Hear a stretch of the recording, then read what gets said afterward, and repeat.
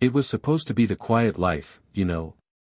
After 13 years of deployments, of sleeping with one eye open and the taste of sand in my mouth, all I wanted was a front porch and a predictable Tuesday.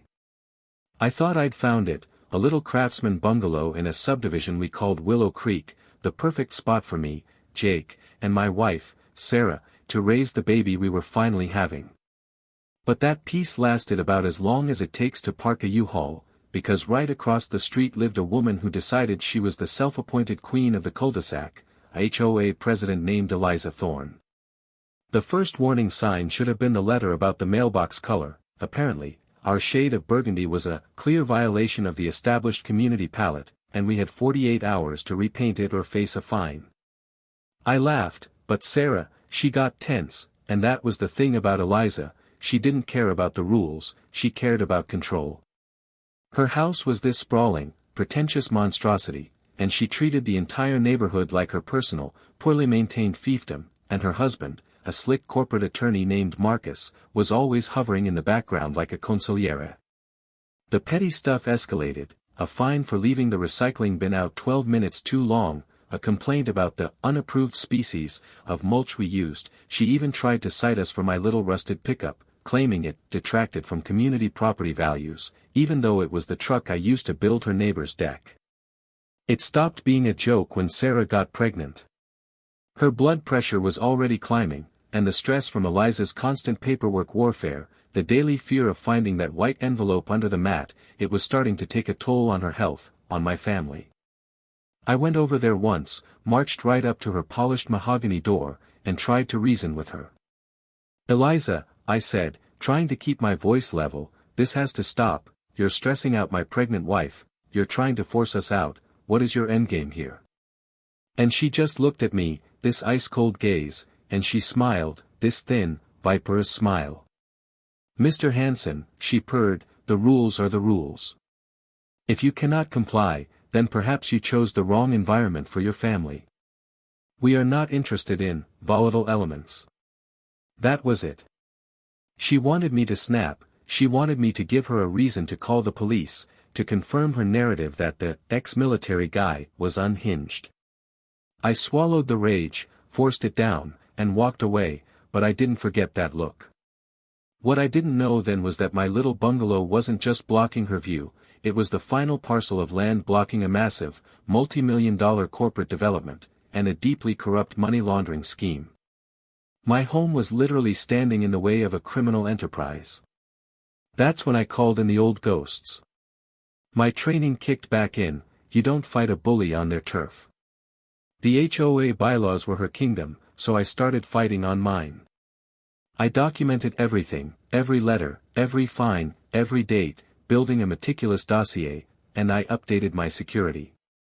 We had the regular cameras, sure, but I called my old comm specialist, a guy named Echo, and had him set up a system that was pure overkill, hidden cams in the eaves, encrypted streaming, off-site servers. We told Sarah it was for the baby, and that was true, but it was also preparation for war. My neighbor, an elderly, quiet man named Mr. Peterson, he became my intelligence asset. He'd bring me coffee and cryptic warnings, saying things like, "The fox is meeting with the builders again, Jake. They're looking at blueprints, not flower beds." I used to think he was just a gossipy old man. Then, 3 days after our beautiful daughter, Lily, was born, 3 days after a grueling C-section that left Sarah frail and exhausted, Eliza Thorne decided to launch her final, monstrous move. I was startled awake not by the sound of our new baby girl, but by a splintering, ugly crack as our front door was kicked clean off its hinges. The crash was followed by shouting, "Child Services. We have a warrant. Step away from the child." I was out of bed, body moving on autopilot, pushing Sarah behind me, before my brain even registered the faces in the doorway. It wasn't the police, it was Eliza, framed in the wreckage of my home, wearing that triumphant smirk, backed by 3 gorillas in cheap, off-brand tactical gear, and a weasel with a video camera. "David Hanson," she shrieked, pointing a perfectly manicured finger, "you are a danger to your family. We are here to rescue your daughter." She waved a piece of paper, a forged court order, of course, and then the two biggest goons started moving towards Lily's bassinet. That was the line. That was the tripwire. The world went cold, silent, and clear, the way it does right before the action starts. They were not touching my wife, and they were not touching my baby. The first goon reached for the crib, and in a flash of motion, I snatched the heavy oak chair by the window, spun it, and cracked the solid wood against his helmet visor, not his body, his head, with a sound like a rifle shot. He dropped, clutching his face. The second guy lunged for the taser on his belt, but I was faster. I drove into him, shoulder to chest, knocking him off balance, then grabbed his wrist and twisted, hard, using a pressure point I learned a lifetime ago. I heard the sickening crunch before he even screamed. 3 seconds. 2 down. The third, the biggest, charged me like a bull, but he was slow, clumsy. A simple sidestep, a planted foot, and I sent him sprawling face-first onto the new carpet. 5 seconds. 3 goons neutralized. Eliza's smug smile was gone, replaced by a look of stunned, ugly disbelief. I stood there, breathing heavy, looking not at her, but through her. "Get out of my house," I snarled, but it wasn't my voice. It was the voice of the old me, the voice of a weapon. Then, the real sirens hit. Karen had planned for this, of course she had. 2 uniformed deputies, guns drawn, appeared in the doorway. "Hands behind your head. Get on your knees, now." My heart sank. I knew the script. To them, I was the volatile ex-soldier who had just assaulted 3 legitimate officers of the court. I looked at Sarah, her face a mask of terror and tears, still clutching the sheets. I dropped to my knees, letting the cold steel of the handcuffs bite my wrists. As they dragged me out, Eliza's smirk returned, venomous and wide. "See, officer. Violent, just as I told you. Now, secure the child and the mother." They were moving Sarah onto a gurney. They were going to take her. They were going to take Lily.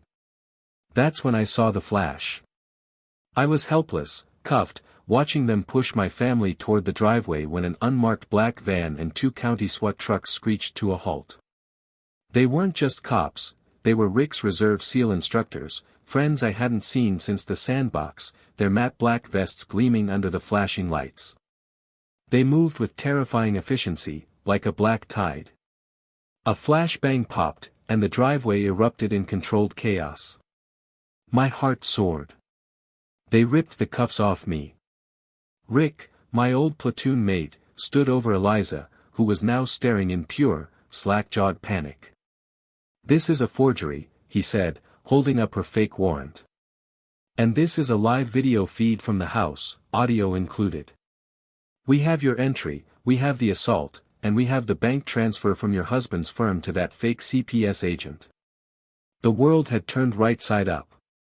Eliza Thorne, the siren of Willow Creek, was cuffed and hauled away. We had won the battle. But the war? That was just getting started. They were out the next day, I couldn't believe it, out on a ridiculous 7-figure bond posted by Marcus's law firm. Rick said the DA's office was stonewalling, treating it like a civil dispute gone awry. That's when the media attack hit. A local blog painted me as the ticking time bomb, the dangerous veteran, and Eliza as the concerned community leader, who was only trying to protect a helpless baby from a mentally fragile mother. It was a masterpiece of character assassination, and it was working. I realized then I wasn't fighting an HOA president, I was fighting systemic corruption, a viper that owned the city's legal structure. If the law wouldn't give us justice, I'd have to use my own methods.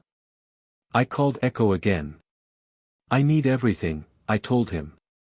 "Financials, digital footprint, everything on Marcus and the development firm. Burn it down." While Echo and his team of digital ghosts started their deep dive, I went back to Mr. Peterson. He was sitting on his porch that night, looking at a faded photograph. I asked him how he knew so much. He looked up, his eyes filled with this deep, weary sorrow. "That's my son, Billy," he whispered, pointing at the photo. He started a small landscaping business, got the HOA contract, undercut Eliza's cousin. She never forgave him. She hit him with fines, withheld payments, buried him in legal threats until he lost everything, his business, his home, his will to live. Mr. Peterson looked at me, his voice cracking. He took his own life. He wrote her name in his note, Eliza Thorne. She's not just a bully, Jake. She's a killer. The air went out of the room. My last shred of moral hesitation evaporated. This wasn't about our house, it was about protecting my family from a true predator. I knew what I had to do. Echo's team delivered the goods, proof of years of HOA embezzlement by Eliza, connections between Marcus's firm and organized crime, and then, the final, terrifying piece, a hidden folder on Eliza's encrypted server labeled insurance. It contained years of blackmail material on every major power player in the county. That's how she operated. But Mr. Peterson gave me the smoking gun. He reached into his coat and pulled out a small, worn leather book, the Thorne family ledger. It was a handwritten diary of corruption dating back decades, kept by Eliza's father. As I flipped through it, I saw names, dates, payments, and then I saw the DA's name. Next to it, details of a decades-old hush money payment to cover up a hit-and-run committed by the DA's own father. The DA wasn't just friendly with Eliza, he was her puppet. Our plan to go to local authorities was a death trap. We had to go over their heads.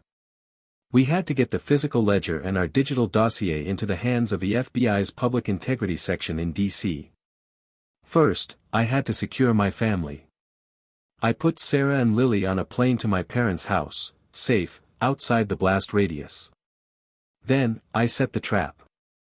I had my military lawyer draft a humiliating, full surrender document. I, Jake Hansen, was mentally unstable, overreacted, and would sell the house for Eliza's original insulting price. It was everything her arrogant ego craved. She agreed to the meeting at the community center. She wanted an audience for my defeat. The night was cold, rain hammering the windows. I walked in alone. Eliza was at the head of the long table, Marcus hovering suspiciously behind her, two fresh goons by the door. I was wired, feeding a live signal to the FBI team sitting in an unmarked van 2 blocks away. Well, Mr. Hansen, she drawled, dripping with venomous satisfaction, I knew you'd see reason eventually. It's a shame you put your poor family through so much trouble first. I gave her a small push. How can you be so sure the DA will make the charges disappear? She laughed, a loud, ugly, triumphant sound. Oh, honey, he always listens. Everyone listens when you know their secrets. Just ask his father. Or ask that pathetic old fool, Peterson. His son learned what happens when you don't listen. She was drunk on her own power, talking right into my mic. The condos, she bragged, leaning forward, are just a beautiful high-end washing machine for making dirty money clean, and your little patch of dirt was the last piece of the puzzle. Extortion, conspiracy, money laundering, it was all on tape. As she pushed the papers across the table, the double doors burst open. It wasn't chaos, it was quiet, professional. A half-dozen men and women in dark blue jackets with those 3 gold letters, FBI. The lead agent walked right up to Eliza. Eliza Thorne, she said, calm and clear. You are under arrest for racketeering, conspiracy, and extortion. The smug look melted from Eliza's face, replaced by pure, slack-jawed shock. Marcus, the slick attorney, went next. It was clean. It was final. As they led her away, she turned back and stared at me, her face a mask of pure, black hatred, the look of a monster utterly beaten, but never truly surrendered.